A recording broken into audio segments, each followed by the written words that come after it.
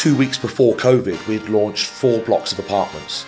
And a lot of people don't realise this. It was one client had put in nearly £250,000, another client 200,000. We'd put in £75,000 as well with a joint venture with another client. So that was about 200 units that were about to go live, added into all the ones that we've already got live. Now this was way back when we used to do our own management, so we didn't hand it over to management companies. It was all in-house. We would source, set up and manage. That was our slogan: unique, source, set up and manage, and it was successful. It was fantastic. Good morning, good afternoon, good evening, whenever you're watching this podcast, and welcome to this episode of our podcast series, which is how does a CEO and a founder work together? Some people might think they're the same thing, one and the same, but actually there's not. There's different roles, and a founder doesn't necessarily have to be a CEO, and things a CEO does, a founder doesn't do, and a founder might do other things, and we're going to get into that in more detail. I mean, let's put it out there. What made you, one, want to become the unique CEO, but two, more importantly, what made you want to work with myself? Well, we had a first meeting. We did. That lasted nearly 3.5 hours. We did. And it was a unique meeting, and you're a unique individual. Thank you. I've been involved in business over 30 years, very straight-jacketed scenarios, as well as some more free-flowing organizations that I've been able to be creative with. And firstly, we gelled, so that's the most important point in True. Any business relationship. I can remember our first phone call. I was at a service station and I forgot to call you the day before, so I quickly called you, and there was a 25-minute brief conversation. There was something in that conversation that gelled, so to speak, as you said. Yeah, and I knew there was something about you, and there was something about your vision, what you wanted to try and achieve. And when anybody has vision, it's so difficult to do it all on their own. And I knew I could add a lot of value to what you wanted to do, but I knew I could add as well and bring to the table some interesting and exciting ways of doing things, and that we could develop something so powerful together as a partnership. And that's why. I mean, it was as simple as that. Perfect. And the rest is history, right? Exactly. I think also interestingly, looking at Unique, looking at where it was positioned, looking at what it was doing, it had a huge social media following. It had, at that point, I think it was about 3,000 or 4,000 people in terms of database, which was an untapped element of the business. And I could see the structures weren't quite in place to support the vision. And I really thought, okay, what can I do here? And I was looking at various other situations, in a commercial sense that I could have gone with, which could have been an easier ride, but more boring. And I thought to myself, no, I'm going to take a gamble on my gut instinct in you and who you are, and how I can come to the party and actually help develop how to put all the checks and balances in place, how to turn the company into what we are today, which is a multi-million-pound business, within a very short period of time, in a 12-month time frame, which is pretty much unheard of around the world. Agreed. So, I think in business, everyone takes risks, and the risks are weighed up with good consultation into why you're doing them, and what you've learned in the past, how that can be implemented in a business, and how help support and grow and ultimately deliver satisfaction, but also great success. Perfect. When I was looking at Unique, it was doing reasonably well. It was a small business, a small sourcing company, but I didn't think it was sustainable in the structure it had at that current moment when we first met. Yeah. And I asked you a really poignant question when we first met. I said, are you looking just to make a whole load of money, rip people off, and not create anything, and just go sit on a beach somewhere? And you said categorically, no, I want to build a business. I want to build something that I can pass down to my son, he can take it over, and it's a legacy. And so that was a really important key fact for me, because I only want to build something that's sustainable, it's correct, it has values, which is why we've implemented our ethos, which is open, honest, and transparent within the business. And that's where I felt I could really bring, a lot to the party. But on the back of that, what made you say Christian is the man for me? Good question. Look, predominantly, I've always thought I've been successful. I always thought Unique was successful, and it was, and it still is. It just, to me, we hit a ceiling, and I couldn't take it to the next level. And I thought I had achieved that level. I was wearing many hats as the CEO, the sales director, the marketing manager. The list goes on and on and on and on. And everyone was coming to me, and it become apparent that Lewis was unique. Unique was Lewis, and it wasn't really sustainable for myself as an individual. One, for my mental health, but two, for the hours that, not necessarily the hours we're putting in. I've always worked long hours. But the point that the business was getting to take it to the next stage, it was effectively where we had to mirror a corporate business, where I thought, what's the next stage? What do I do? Do I bring in a sales manager to help me with sales? Do I bring in a marketing manager to help me with marketing? Do I outsource X, Y, and Z? And I've done a lot of research, and ultimately I went back to my corporate days. What was the structure around me when I was in my corporate world? When I was up to a regional manager, we had divisional managers, that they had CEOs, etc., etc. The corporate clients that we supplied to, Tesco's, Amazon, they had CEOs, sales directors, sales managers, divisionals, regionals, etc., etc. So then I put together a plan of, well, how can I structure Unique like that? And then I got really excited, and as I do, I got off my whiteboard and I thought, I need a CEO. How do I employ someone that can do what I wanted to do? And that's where the challenge started. Trying to employ someone that can do what you do as an entrepreneur is next to impossible. And I soon realised that for many, many years, no one could do what you want to do at the pace that you want to do it at. Your expectations will always be higher than anyone else's. And it's impossible. As we all know, recruitment is an absolute nightmare. Trying to find the correct individual to do something your way is impossible. And someone many, many moons ago, that was my account director, always taught me, Lewis, to get one person, you need to employ two. And I didn't really understand that at the time. It wasn't until later on in my career at Unique I realised what he meant.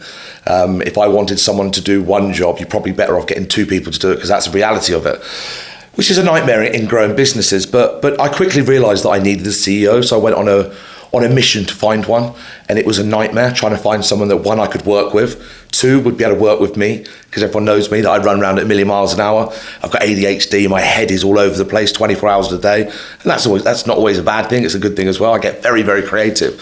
So I need someone that could work alongside me, that could understand the vision, what I've been through as an individual and a company, and the values that I have, but also where I want to go. And I spoke to many individuals, and it wasn't until we had that conversation, there was just something there. And I remember having a conversation with my partner. I was like, I found him. She said, what are you on about? I was like, I found him. And then we had that interview, and it went on for like 4 or 5 hours. It was electric, and there was just something there, and we just connected. And it was like, I could now see more than what I saw before. And I thought, this person, one, understands me, understands where I've been, but also understands where I'm going. And when you turn around and said what you could bring to the table, your ideas, your energy, your experience, I was blown away. I was like, this is exactly what I need. And fast forward to where we are today, it's exactly what we wanted. Yeah. And now we have a fantastic partnership. Not only the CEO of Unique Property Group, we're actually business partners. And we've completely transformed what predominantly was a sourcing business that had achieved fantastic levels. But we've now completely transformed into one of the UK's largest hands-off investment centres. And it's something I'm incredibly proud of. Yeah. I mean, when we first got together, obviously it was the remains of COVID. Correct, yes. And the company had taken a property which you were living in. Yes. And using that as office space. And we had a very small team, 5 people. We were operating, which was never ideal, operating at home, because the company had gone from office space. Then during COVID, got rid of the office space because it was pointless. And so everyone was remote working. So it was a sort of migration between home working to then all working in one base again. That brings back some memories, right? It certainly does. It was a challenge, and I think most people would be daunted in terms of how's this going to work. But you fast forward 1 year, we now have nearly 20,000 square feet of office space. Our HQ in Woodley in Reading. We employ, so we have 30 full-time employees. 31 now. 31 full-time employees. We're growing. We're on a trajectory like that. It's incredible. I didn't foresee that we would get to where we've got to as quickly. Agreed. And I didn't know that we would work as well as we do work. I look at it as it's yin and yang, and the skill sets I have compared to the skill sets you have. They blend perfectly. You probably wouldn't, if people saw us in the street, they'd probably think, well, those chaps won't get on, but we do, and it's bizarre. We have a great relationship, and I think also what we've been able to achieve is, whereas most people clock off at 5:30 or whatever it is, we don't. We work 24 hours, 7 days a week. We are always on hand. Quite often, Lewis and I will be communicating at 1, 2 o'clock in the morning. We will be running through ideas. He'll send me a message, I've got an idea. Or I'll be sending him, I've got an idea. Light bulb moment. There's a lot of light bulb moments that have happened over the last 12 months. And a lot of those we then explore, and some make it to past the cutting desk, as were, and others don't. But that's been great for the evolution of the business, because we've thrashed out ideas, and it doesn't matter what time it is. Both our respective partners are like, these two are crazy. They never stop getting off their phones, and they never stop working. But that's what we do. I think it's fair to say that a lot of people don't realise the actual work that goes into not only creating a business, running a business, leading a business, the staff that we have to employ, we have to train them, we have to employ them. There's risks and responsibilities at the highest of levels.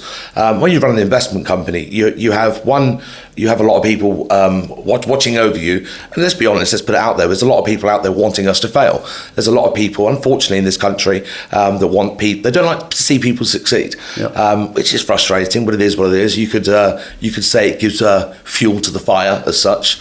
It's sad some days, but there are a lot of people out there that want us to fail. But there's also more so people that actually love what we do and what we've created, and it's something that's incredibly. It's proud. It's something that I know both me and yourself are as well. But a lot of people don't realise the work that goes in, like the products that we create. It's not just like, oh, let's have a random idea, let's put this to market. It takes months and months of planning. Months of negotiations, things to work. Then you have to come up with ideas. Then you've got to go through compliance, make sure it's legal, etc., as you with any investment product. And then you have to then train your staff. You then have to market it, and that could be 6 months. Then you have to plan all the marketing, build the websites, etc., So there's a lot of work that goes in. It's not like the product we just pull out of our arse and quickly sell it. There's a lot of work, and there's a lot of stress that goes into that. A lot of people don't see that. But then when you see the results from those products, when I mean products, that could be an investment product or a hands-off investment strategy where we get creative with our decades of experience in creating hands-off property investments using multiple property strategies, whether that's purchasing, rent-to-rent, leasing, commercial, residential, whatever it may be. That, along with our ability with our partners across the country, whether that's developers, social housing groups, government agencies, big corporate companies, we leverage people's positions and their abilities to create products. When you see them succeed and you get the clients get their returns, it's fantastic. It's a great feeling. And when you watch it all come together like a well-oiled machine, it's a great feeling. Which is why it's, and I hark to your point there about people want to see us fail. And this country, I used to work in America for a bit, worked all over the world, but the Americans have a completely different approach to life. Agreed. Most entrepreneurs in America have failed 4 or 5 times before they make it. And they're patted on the back, well done, you kept going. In this country, we seem to have a mindset to bash anybody that is trying to succeed. Yes. It's the most bizarre thing. Very. And as you said, the work and the thought process, the contractual level that's gone into all of the products that we do, the relationships that are built around every single product to make them secure products, and then you get idiots just thinking, well, that must be a scam. That can't be right. And they have no idea. Just on that, we put out Eve, our head of social media and marketing. She put out something on one of our social media platforms. We've got some free calls booked in. Who wants some free advice? You can't buy advice. We don't sell advice. We don't sell educational or anything to do with educational or courses, whatever you want to call it. And then the amount of people that's underneath the scam. He was like, Lewis, what is this? I was like, it's just the mentality of a lot of people, unfortunately. And look, it is what it is. Yeah. If anything, we see that as a positive. But no, let's. You touched on COVID. I think let's bring that up. A lot of people don't realise the same. A lot of people in COVID. COVID was a very challenging time for everyone in the whole world. We're still alive, thankfully. There's a lot of people that passed. But what shocked me was the amount of people that was attacking us as a business was astronomical. It was firefighting on a different level. It was survival of its fittest. Survival was the best. And for me, it was an absolute nightmare. It tested me, it broke me on a daily basis. It was like getting hit by a sledgehammer on an hour basis. I don't know. It's hard to explain. It was an absolute nightmare. I mean, because no clients could use any of their property because everyone was locked down. Exactly. Well, look, I mean, the best way to describe it is we had a lot of people that were self-employed at that time. So when we touch on, we only had a few staff. I mean, Unique had 20, 30, 40 people around us across the country. They're all self-employed. At the time, we probably sourced, I would say, 1,000 properties leading up to that. So 6 months, 12 months leading up to COVID, we'd easily sourced 1,000 properties. And for those that don't understand what sourced is when you supply a property to someone in exchange for a fee. And that's what we do. We source property investments on. Predominantly what we were doing was Airbnb, hands-off property investments. We then hand them over to a management company. That's how it creates cash flow. That's how we made our business. It's then inspired into a multi-billion-dollar industry, et cetera, et cetera. It's been going for ages. So anyway, going back to it, we'd sourced between 500 to 1,000 units, handed over to management, all going absolutely fine. In the 2 weeks before COVID, we'd done 3 blocks of apartments. We were targeting the airport. So what we'd done was a hotel operation, hospitality, sorry. So what we would do is we would target we'd have single properties across the country. It could be an apartment, could be in a house, put on Airbnb and Booking.com, short stay accommodation, serviced accommodation is what they call it. Now, 2 weeks before COVID, we'd launched 4 blocks of apartments. And a lot of people don't realise this. It was one client had put in nearly £250,000, another client 200,000. We'd put in £75,000 as well with a joint venture with another client. So that was about 200 units that were about to go live, added into all the ones that we've already got live. Yeah. Now this was way back when we used to do our own management. So we didn't hand it over to management companies. It was all in-house. We would source, set up and manage. That was our slogan, Unique, source, set up and manage. And it was successful. It was fantastic. And then it all come crumbling down. I remember I was abroad with my partner and someone was on the phone talking about COVID or something, being get back to the UK, and it was all, have you seen the news? As I do, panic, what's going on? Didn't understand what COVID was. At first, I don't think they called it COVID. It was I can't remember at the time, but it was a lockdown and there was something going on and whatever. I remember my accountant on the phone was just like, are you okay? That was for my accountant to ask me if I'm okay. I'm like, what's going on? And I remember getting back to the UK and that was me on holiday. Fast forward, and it happened rapidly. Yep. Fast forward in 2 weeks, all of a sudden you can't go to work. Everyone's at home. All of my staff are like, how can we operate? So people can't travel. You can't move around. Our whole business model is based around the travellers that would stay in our accommodation, whether that's corporate accommodation, whether that's short-term accommodation, whether that's long-term accommodation, because there's a mixture of people that use those accommodation units, whether it's targeting the airports, which is it's $1 billion industry, and then it just shut overnight. Now, bear in mind, the way that these are structured is you pay the rent, you rent them back out. Like, it's the lease option, like any hotel does. Like, the best way to explain it, Holiday Inn. Holiday Inn is a rent-to-rent on steroids. It's exactly what they do all across America. They don't own the buildings, they lease them and lease them back out. That's what we've done. It's called rent-to-rent service accommodation. So everything's going fine. Now, as you can imagine, like any business, there's always going to be problems. But 99% everything's successful, everyone's happy, we're looking forward to the future. Then bang, out of nowhere. You can't go to work, you can't travel. And I've got 150 people around me going, Lewis, what's happening with this? What happens with this? And I can't answer these questions. I don't know. I'm trying to figure it out hour by hour. Then all of a sudden we've gone from 80% occupancy to 10% occupancy to 5% occupancy to having, I would say, 400 or 500 phone calls a day from investors. What's going on with the bookings? Why aren't I getting bookings? Cleaners on the phone going, why haven't I got any work? Can I get any work? Can you lend me some money? To all of my staff, even though they were self-employed, we still had a lot of people around us. What's going on? So as you can imagine, it was a car crash. Yep. One, I'm trying to worry about my son, my partner, and myself. Everyone's dying. You watch the news and it's like an extra 1,000 people died, 2,005. It's like, what on earth is going on? And then all of a sudden there's people clapping at 8 o'clock with NHS, and it was such a confusing part. But a lot of people don't realise as a business, we kept going. And I felt so bad for everyone around me. and I didn't know what to do. So we had to move out of one of our properties because we couldn't.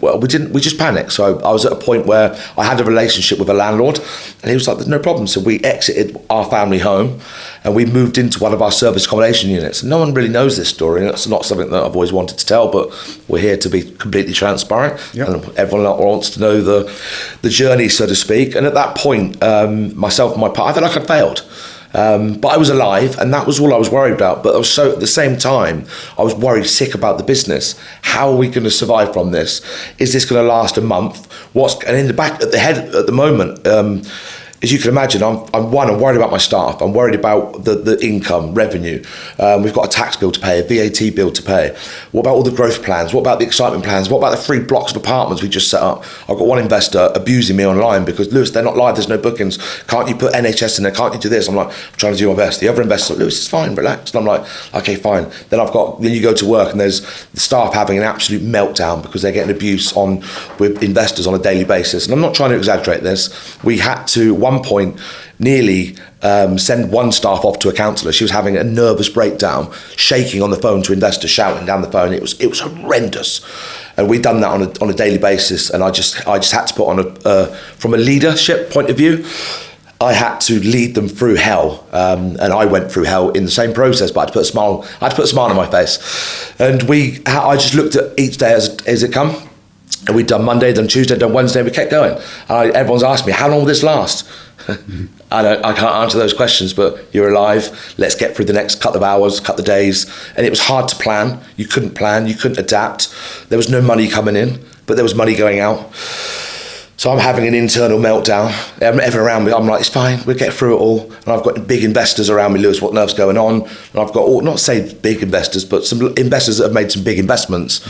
And we treat every investor the same. Then you come in every single day, and there's 150 missed calls, there's people asking for it. And it was just impossible to deal with. So we put out an announcement that we are trying our best to do everything, but where the government have locked the country down, there's certain things that we can and can't do.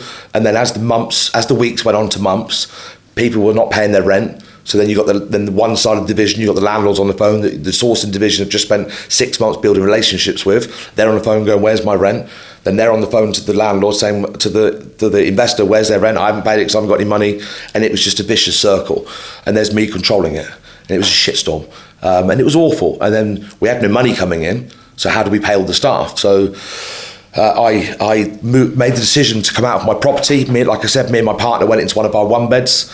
And as you can imagine, a 1-bedroom apartment in Kennet Island in Reading. It wasn't ideal, but it is what it was. I just done everything I could to move forward. And I can remember a couple of days after us moving in, it was hell on earth. My son turned up and just looked at me, and I was just like, don't worry, we'll figure this out. He was sleeping on the floor, and I was the one to get creative, and Kelly was like, what are we going to do? And I said, I've got a plan. She said, what's the plan? I said, don't worry about it. Yeah. I didn't have a plan. Sure. And anyway, we had no money. We had no money coming in. So I'm a fan of my watches. And over the years before that, any time that I've made some money, I've put some money aside and bought myself some nice watches. And I love my cars, people who know that. So I sold off one of my cars, sold off another car, sold a watch. And I had one watch left, and it meant the world to me. But it was paying the wages. And even though people were self-employed, my accountant was telling me, Jamie, the same accountant today, love him to bits, by the way, he was advising me, Lewis, the financial situation you're in, you need to think about closing down. I said, fucking ain't happening in a million years. I said, we're not there yet. Because I didn't know how long it was going to last. We're still a year. This was, at that point, we were still going to go through a year ahead of hell. So there's no money coming in. I've got a lot of investors out there. I've got some people hate me online saying we've ripped them off because there's no bookings coming in. Why can't you put the NHS in there? It's not sustainable on our model. You've got the developers all over your teams. The teams are having a meltdown. And you can understand it. I'm not like slating anything. If I was an investor, I'd be frustrated. I'd be asking what you're doing, etc., etc. So I've sold all my watches. I'm paying staff, and my accountant was like, Lewis, you're paying people that are self-employed. You don't have to. What are you doing? I just felt like I was obliged to do so. Yeah. Didn't do it with everyone, but there was a small group of people that we'd done a deal that we would pay them certain towards those. They had some money, and I didn't have anything. What a lot of people don't realise, Kelly's mother, Anne, bless her, Kelly would borrow money off her just to get food and drink, just to get us through the weeks and days. It was fucking horrendous. And people don't see all that. And like I said, it's the same company that kept going. What can you do? Mm-hmm. And don't get me wrong, a lot of people lost money. And I think it's fair to say, and I'm certainly not proud of this whatsoever, 100% of our clients lost money. And what could we have done? It was impossible. And I'm not here blagging, showing off that we've continued on and just moved on. There wasn't a great deal that we could do. Yes, we could have shut the company down and gone under. What would that have achieved? And we kept going. And what a lot of people don't realise is the HMRC helped us at one point, because we had to sit them down and say, look, we can't pay our normal payments of whatever the quarterly VAT or the VAT was, because at the moment we didn't have any cash. So they helped us out, and then the bounce back loans come and other certain things, and it was a living nightmare. And a lot of people don't realise what we had to go through. I was advised by many people, shut the company down, just start again in the future. It just wasn't an option to me. I just thought that was failure. And then another thing is one day I just thought, do you know what? There's thousands and thousands of properties being handed back to landlords. Let's get supply and demand back into Lewis's thinking. So I got the whiteboard out. Okay, so what are you doing? I was like, leave me alone. Well, there's so much time there. What can you do? At this point, this was further on into the lockdown, where the business is not stopped, but there was nothing to do. There's nothing you could do. You were just waiting for people to come allowed back. So anyway, so you can imagine me, I'm bouncing off walls in this one-bedroom flat, and I think, like we all, indulge in a bit of extra alcohol and food in the COVID time, and I get a bit creative. I get very creative, and I've got some wine inside me. And I can remember coming up with this plan, and I remember supply and demand. So I said to myself, look, there's thousands and thousands of people handing properties back. Most service accommodation companies were going under and shutting the doors, and people were going, I'll come back in a year's time or whatever. Well, they were coming out of the industry. So I thought, if we were one of the biggest at the time, supply and demand. So if you could imagine, like all businesses works on supply and demand. The hospitality industry, so service accommodation, rent to rent, first of all, isn't a property business. The property is the vehicle used. It's a hospitality business, like a hotel.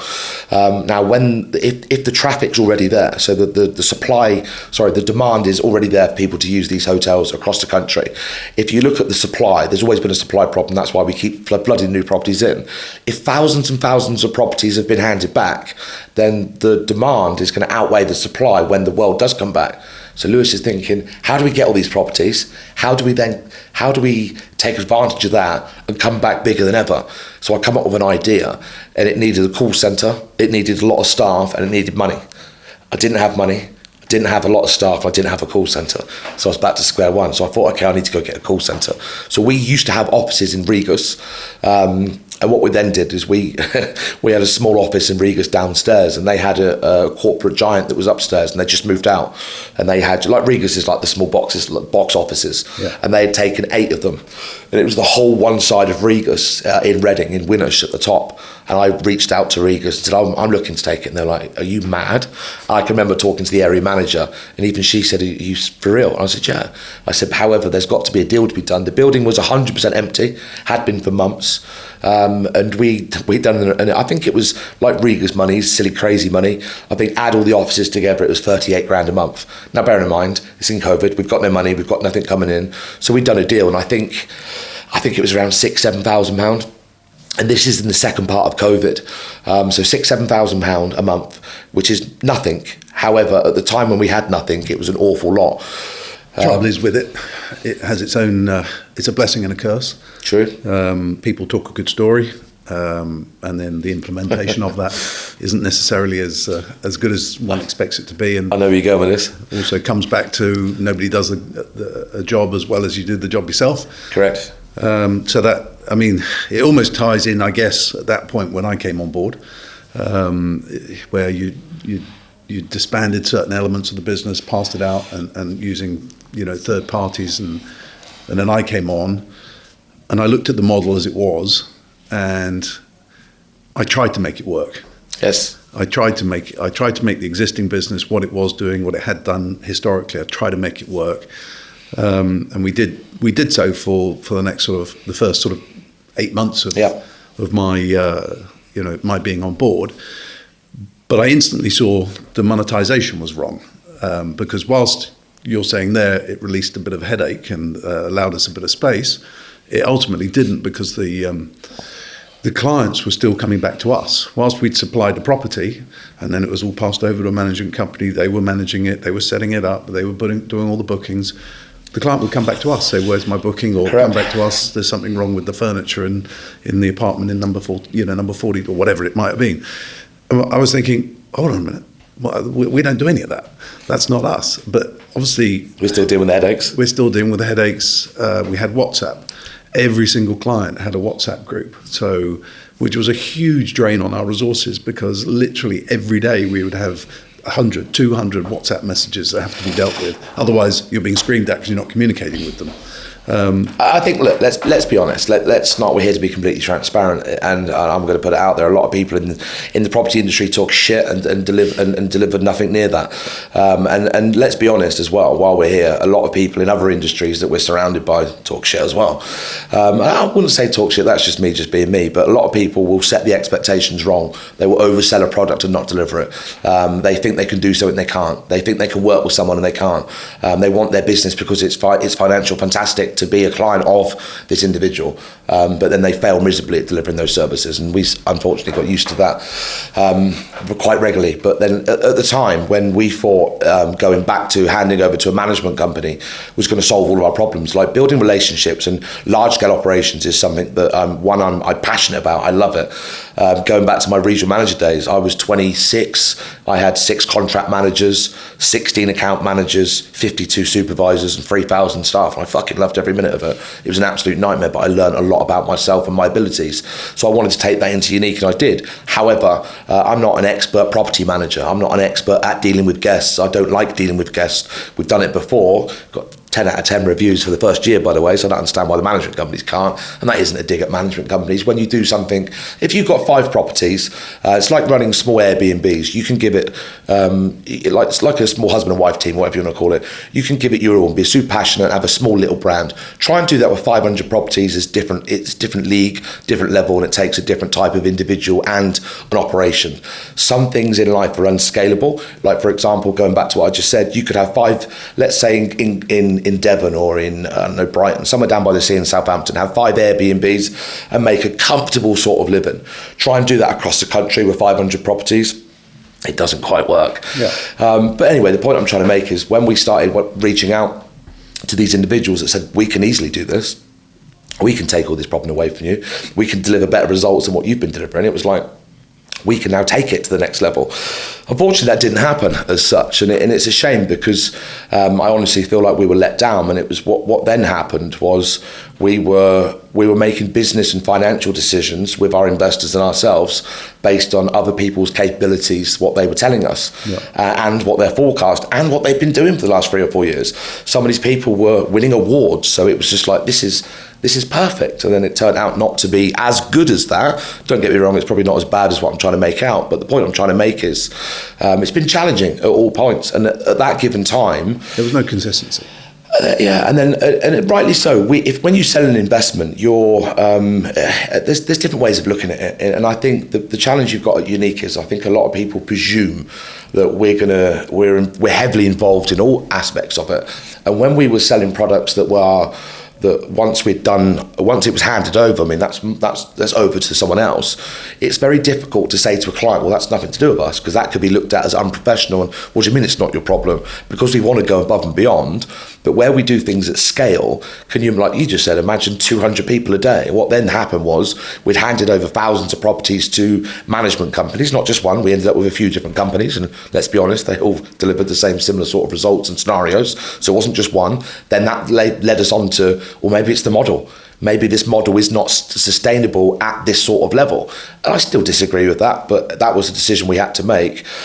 But it was, a lot of people were getting confused, and our staff were, because we didn't want to not communicate with like, could you remember, like you said, there was we'd wake up in the morning, 300 WhatsApp messages, and the staff would like, right, let's go and do that, and then they'd do that till 3 o'clock. Then how was they doing their job? So it was challenging to go through those periods, because we didn't want to let clients down, but ultimately we were let down by certain suppliers that impacted the operation. So then that made us, when you joined on board, I think when you turned around and said, as much as you love the concept and the model, and it got us to this point here, the way that the business was growing and going to, that wasn't going to be our core product. If anything, it was going to something that we were going to phase out. Yeah. Hence, moving on to the conversations when we met that large corporate client that wanted to change their portfolio from 4,000 to 5,000. And all of a sudden, we started thinking a little bit differently. Started bringing on new operations in terms of the new products that we had, and it completely transformed the business. Yeah, I mean, that was coming back to your point really earlier, where you say we don't just pluck ideas out of thin air. There's a lot of thought process behind them. The rent-to-rent service accommodation model, yes, works on a very small scale as an individual, where you're managing your own properties, as you said. And as soon as you do start scaling up, you have challenges within any business. There's challenges when you scale, but with that it is particularly difficult. You start also getting impacted with VAT, and then you're charging VAT on your bookings, and then you're uncompetitive and all the rest of it.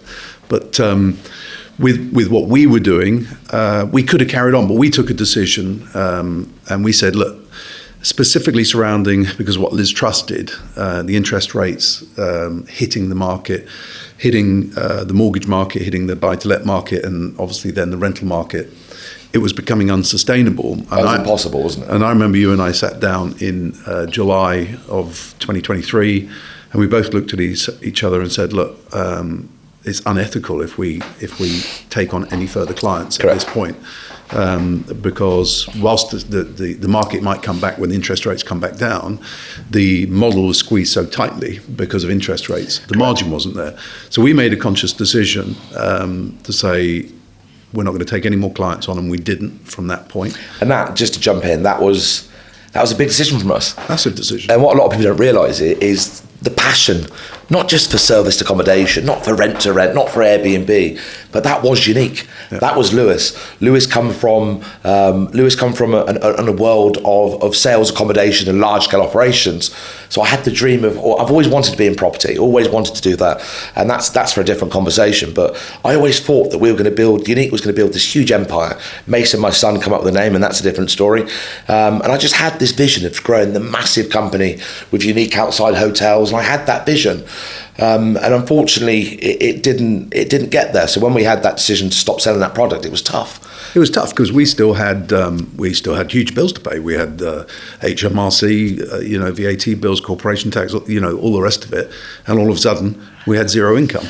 And you might say that's crazy, but several months prior to making that decision, we'd been working on a new strategy. But just to jump in, let's talk a bit about the decision we made, because what a lot of people realise is, I mean, let's not beat around the bush. We were one of the leading suppliers of rent-to-rent service accommodation properties in the country.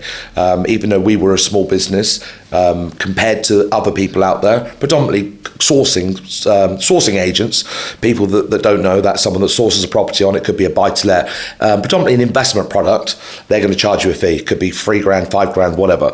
We were the biggest of its kind, and we were well known within the industry, and a lot of people and companies followed us, copied us, our products, our style, the way that we done things. Not everyone loved it. It is what it was. So for us to walk away from that market, it was a massive decision, as we both knew. Not only for the future of Unique, but also we walked away from a lot of money. Yeah. Now, a lot of people turned around and said, and they still think, there's something coming out because Lewis is going to launch a training company and how to source these properties. Because let's be honest, I'm going to put it out there and say that, I mean, we've probably trained some of the largest companies out there that source properties. A lot of them have been through some training or another around Unique or myself in the past. And a lot of people thought that when we stopped selling rent-to-rent SA deals or in that industry, that we were going to come out with a training product or some sort of educational product that most people do that charge people millions, etc., etc. We could have done. We thought about it for about 2 minutes. It's not us. It's not what we do. Yeah. We're here to build large-scale operations, take full advantage of the property industry in terms of the fact that in this country that you can rent properties out, and the demand for rental properties, you can get creative with them on a commercial side. What you're about to go into in terms of the government contracts, etc., etc. We love all that.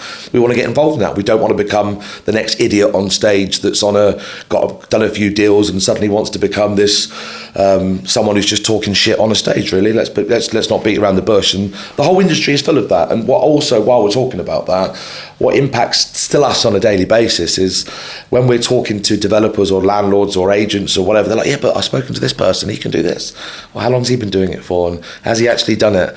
And then let's say, for example, if you can imagine on every single weekend in this country, there's 5,000 people that have sold the dream of property, education, or rent-to-rent, service accommodation, commercial, whatever you want to call it. I'm not saying that's a bad thing, but only a small percentage of people actually implement that and go and take action, so to speak. But the actual people teaching them need teaching themselves. The amount of people that come to me or us or Unique and have done in the past asking for help, advice, support, and they're out there selling people the dream of a training product. You couldn't make this shit up. But the point I'm trying to make is what then happens is, one, they get put to the end of the room at the weekend and sell some weekend training courses for 12 grand, 10 grand and all that malarkey. Get your credit cards out, which is crazy that still goes on at this day and age. It does, by the way. But also, if you think of the thousands of people that watch that content, they watch YouTube, then they go and try and do it themselves. It impacts the property industry. And that's why most estate agents, you ring up and mention the word rent to rent, they'll either call you a peasant, piss off, or put the phone down, because there's people hounding them. Now, we know that industry. We know the estate agents. We know every single one of them. We know how that market works. Could we have wrapped it up in a bow and pulled a product out of our arse and made millions? Absolutely. But that's not us. Like I said, we love the operations, and more so the operations that we do now to me, it's gold dust. But it's walking away from what we left behind was a massive step forward for us. Yep. And it's also as well from the clients, from the old clients that are still with us today, the transition from being a sourcing agent on large scale to now being a very reputable investment centre that we're extremely proud of, to what you see today is something that we're both incredibly proud of. So whilst we were making all those tough decisions about stopping where we were as a business, what we were doing as a business. Yep. I guess this is why, coming back to why the podcast is a founder and a CEO, that's why you had a CEO, because I had looked into the future and saw what was happening, saw what was coming. And I had in the background been working on different investment strategies that we could utilize and bring forward. And I don't know if you remember, but I was trying to pitch you some of the ideas that I'd come up with, and you were going, Christian, that makes fucking no sense. I don't understand it. I can remember when I was driving down the IDR, but yeah, I was just like, well, fuck you. I was with Eve, and I speak my mind. I remember thinking, what the fuck is he on about? And we almost, I think it's the first time we've had a bit of... Yes, that was it. I've bitten at you. Because you were getting frustrated. You were like, but you're not listening, Lewis. And I was like, all right, calm down. And then it was just like... I remember that, and it was just like, Christian just bit that, and I was like, it wasn't until, because to me, I'm a visual person. And I said, I'll draw it for you. That was it. And so you came in the office, and for anyone that's been in our offices, we have huge whiteboards that we're using all the time, whilst we use tech as well. Sometimes it's just good using a whiteboard. And so I drew the investment strategy, and it was all based on one particular property. So it was tangible. It was a real situation. I drew it out, all the moving parts, all the cogs, how it fitted together, and everything. And Lewis just looked at it, and he stood there. And Lewis doesn't normally not speak, as you'll notice watching these, listening to these podcasts. He stood there, and his mouth was open. And I said, "You all right?" He said, "Yes." Go for it. Let's do it. It just on that. Sorry to jump in. It was. I can remember the conversation. I was coming back. I think we just picked up some keys in Reading Town Centre. We were heading back to the office, and as always, there's a million things going on. My phone doesn't stop as yours doesn't, and I think I got off the phone to someone. There's a WhatsApp message. And I think you sent me a WhatsApp message at first, or a phone call. I can't remember at the time. It was, I got this idea, and it was you trying. That was it. It was a voice note, and you were trying to explain it to me. And Eve was playing it to me through the car volumes. It was hands free. It was safe driving, by the way. I just didn't get it, and then you didn't like the fact that I didn't get it. I was like, no, and there was so much going on, and you getting frustrated. And like you just said, I'm a visual person. When I get creative, I have to, like at home, pen and paper or whiteboards that surround us. Whether that's my ADHD or whatever, that's just I've got to look at something for me to be able to understand it. That might make more sense to some people, but anyway, when you mapped it out, when you're trying to explain it, let's not go into the fine details of it for obvious reasons, but when you mapped it out and said, this is how it's going to work, I said, it won't work. It won't because of this, because of that. You went, no, you're not listening. It was this. And then even when you were drawn out, you're like, Lewis, just fucking leave me alone. And I was like, no, but that ain't going to work because of that. You're like, just stop it. And now bear in mind, these whiteboards are massive. And I think I went into Eve's office and I was waiting, and I was watching in the corner of my eye. I was like, he's doing it all wrong. He's wasting his time. And then you finished, and I went off and done something else, and I come back, and you were like, just let me explain this. And you was like, let me explain how that works here. That's the exit. This is the start. We leverage that, but we position this here. This happens here with this and that. And I was just like, and I couldn't talk. I was like, but yeah, okay. And then I just saw it. And then all of a sudden I was like, but it's not scalable. You was like, okay, look at the other side of the board. And it was just like, then it flipped on its head. And then it was working backwards from what was already there, what was needed. It had supply and demand written all over it. And it had us written all over it. And it was something that we could, and I looked at that and thought, well, we can do that. We can do that. We've got, yeah. And you just told you. That was a huge moment. And that goes back to, that answers another question to why did I bring on a CEO? Yeah. That's one of the reasons. The difference, I guess, between having a CEO and having somebody intrinsically linked and working with you rather than just an employee is that reason. I don't stop thinking. I don't stop thinking and working out, okay, there's a hill coming up. How are we going to get over that hill? Mm-hmm. And what are we going to do to actually get through all the struggles and all the rest of it? So it's taking that burden off the founder. I also have concepts and ideas I have to throw on you, but it's that partnership, so that you know that you can just go on holiday for a week and you know nothing's going to happen. It's all going to run smoothly. Correct. And I think what a lot of people don't realise, if you're not an entrepreneur, you're not a business owner, you're surrounded by, and I mean this with whoever's listened to this, surrounded by a lot of beautiful people, but you get a lot of yes people around you. Yeah. And they're not always, and they're good if they're we have some fantastic people around us that are leading industries, let alone leading divisions in our property group. But what I mean is, and those that will understand what I mean here, is when you're surrounded by people that just nod their head, yes, and which is great, but it's not for a creative point of view, because you don't want people around you just tell you what they want and what you already know. Correct, and it doesn't really get you anywhere. You want people. You don't want everyone to be creative in an organisation, because you don't get anything done. It gets messy. You want certain individuals to be able to think outside of the box, but not everyone can do that. So when you're used to people just nodding you, yeah, that's a good idea. You're like, okay, cool. We just you'd agree to anything, right? But when you've got someone else around you that bounces ideas off you and says, no, that actually won't work, Lewis. This will work. Or how about this? Shouldn't we do this? I'm like, and at first it was like handing over the reins, and I think slowly you were getting more involved, and it was like, I don't know, it's like handing over. Well, I remember when I first came on board and looking at the perspective from the outside world. What were they looking at us? Yeah. And I remember saying to you, because obviously it was the hangover from the COVID thing, we just had disastrous reviews everywhere. And I said, that needs to be dealt with. I remember you said, oh, don't worry about it. They'll always be there. Forget about it. And I said, okay, just leave it with me. And that's a common theme with Lewis. I'll say leave it with me. So the bad reviews, we got rid of a number of them. And then the Trustpilot reviews with what we actually do has started filling out. And so we're up to, so I think we're at 1 star when I joined. We're at 4.7 on Trustpilot now. And just to confirm, just to jump on that, and I didn't mean that intentionally, not that we didn't care about reviews. I mean, I'll be honest with you, where we had just come off the back of slaughtering through COVID. Yeah, it's painful. I mean, look, a lot of people think I'm this bad egg. It is what it is, and those that know me know who I am.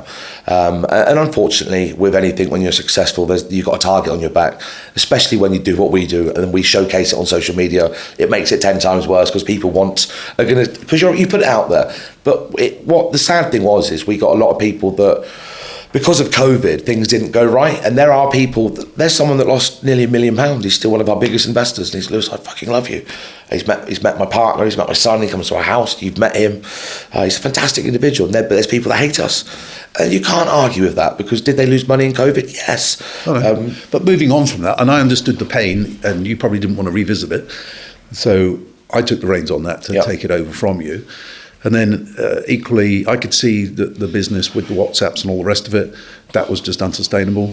So we changed the way in which we operated and communicated with clients. That allowed our individuals to work. That was a massive change overnight, wasn't it? That was huge, and that was fantastic. And I think it's fair to say that the clients loved it more. Yeah. I think what they were doing, because we wanted to, we'd always looking to improve the business. And I had this idea way back when, let's have individual WhatsApp groups with every client. Looking back at now, what a fucking stupid idea that was. And at the time, when that was why everyone was like, it's a brilliant idea, Lewis. I was like, brilliant, okay, let's set up WhatsApp groups and have every client in there. In that can be the compliance manager, the ops manager, myself, the sales director, and we're here to help and support you. Unfortunately, you have 500 of those groups, and we spoke to some investors at the time, and they were like, look, we were just putting questions in there because you thought we wanted to talk to you, or whatever. And it was just a pointless conversation. Well, it became a vicious circle because you would then feel that if we hadn't communicated with them, we would have to send them something. Correct. So of course you send them something and they will answer. So I would lose my temper, not in an aggressive way, but at 10 o'clock in the morning. Have you all answered your WhatsApps? Yeah. I remember Toby going, Lewis, I've got 642 WhatsApps. What on earth do you want me to do? And I was trying to make sure, I always say this, communication's key. I was trying to make sure that everything was perfect. Overthinking it because of what we'd just come through, realising that we'd created a situation that was not sustainable, and how do we get back out of this? And when you turned around and said, we need to get rid of all these WhatsApps, so we put an email out to all the clients, and most of the clients were like, thank goodness for this. The position, if we come back to the reason why we're doing this podcast, the story, the founder and the CEO, that the shoulder, it's not all on your shoulders. 100%. I take over a whole load of stuff. You still remain with stuff. A lot of the communication with the clients, I mean, it's done from both of us, but a lot of the issues that you have in business on a day-to-day basis that can just clog up your inbox, clog up your brain, clog up everything you're doing, falls on me, allowing you then to focus on the areas that you'd like to get to. Even so, we both have, every day we have long lists of stuff that we want to do outside of what you normally have to do. And fair to say we probably get through less than half of that every day. Agreed. And I think, let's take yesterday, for example. I had 6 or 7 items or tasks that I wanted to get done. And typically, normally it's 6 o'clock and everyone's leaving the HQ, and Sam's, my PA is like, you haven't done that. And I was like, well, fucking welcome to my... And that happens sometimes. Yeah. And that's time management. Don't get me wrong, the priority of what we need to get done does get done. And when you're as busy as we are and there's so much going on, there's always stuff to do. I could sit there till 12 o'clock at night, till the cows come home. There's always stuff to do. That's but I think people may not realise, because there's a dream. Running a business is one thing. Yeah. Running a very successful business is another thing. But then taking a business that we're doing from a £500,000 business to last year 3.5 million to this year 25+ million, to do that involves so much energy, so much dedication and effort. And I think a good thing about this podcast, it's good to showcase us as individuals, and we have a lot of experience. But it's good, and the reasons why we've called it the founder and the CEO, because that's who we are, even though we are business partners, but to showcase to people that you don't have to be, you can be a founder of a business and not be the CEO. You don't have to be the CEO of the business. Being the CEO of the business isn't easy. It does take I truly believe it takes a very gifted, talented individual to be a CEO. The rewards that CEO takes, for obvious reasons, they're the face of the business. And for many, many years, I was the face of Unique. I was the CEO, the sales director, the HR, you name it. I've worn many, many hats, and I've never worked with or had a business partner as such, or a CEO, because the challenges that most entrepreneurs have and business owners is you're never going to find someone that's in your head will replace yourself. It's impossible. However, when we met, when we joined forces as such, and I brought you on as a CEO, it's just like the first time. And even my partner said, honestly, the first time in the last 10 years that I took a week off and I didn't have to worry about anything. That that speaks volumes. Yeah. When you're an entrepreneur and a business owner, you're proud of what you do, and you're heavily getting involved in all angles of the business for obvious reasons. You don't want that to fail. You want that person to succeed. That then leads into, especially with my ADHD, it then becomes you're micromanaging everyone, and not everyone can handle it. I'm a nightmare to be around at the best times because I want everyone to win. My expectations are through the fucking roof. If you're going to do something, do it to the best of your ability. If whether you're advising someone, be the best advisor you can. Whether you're a cleaner, whether you're a CEO, whatever it is, whatever role that you do, be accountable for that role, but be the best of the best. Yep. And my expectations are everyone should be up here, and not saying that everyone always is and always isn't. It's challenging. But then when you bring someone on that allows you to generally take a break and switch off, then you know that you've met someone truly special, and then you can take a breather. I went to Santorini for the first time and switched my phone on for a week. Heaven. That was heaven for me to go and come back. Well, I think the longer we work together, the synergy that we have is almost telepathic.